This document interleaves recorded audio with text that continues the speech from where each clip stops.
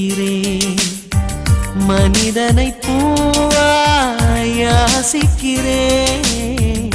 உணர்வுகளை நேசிக்கிறேன்.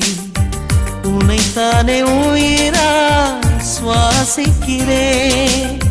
எனக்குள்ளே உன் மூச்சு, எதற்காக என் மூச்சு? அடிமௌனம் வேண்டாம் கண்மணியே, ஒரு வார்த்தை பேசிவிடு.